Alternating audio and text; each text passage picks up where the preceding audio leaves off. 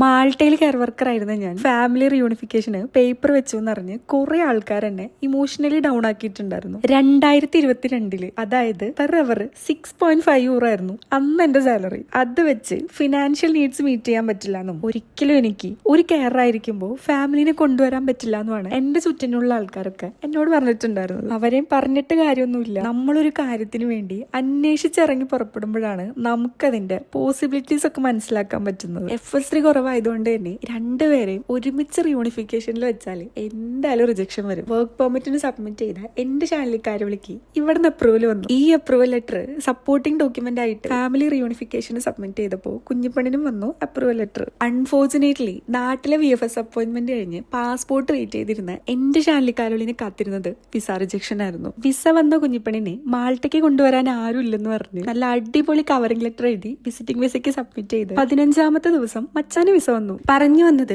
ആത്മാർത്ഥമായിട്ട് നമ്മൾ ആഗ്രഹിക്കുന്ന കാര്യങ്ങൾ നേടാൻ പല വഴികളും ഉണ്ടാവും. മറ്റുള്ളവരുടെ വാക്ക് കേട്ട് സ്വയം തളരുന്നതിന് പകരം ആ വഴി നമ്മൾ തന്നെ കണ്ടുപിടിക്കണം.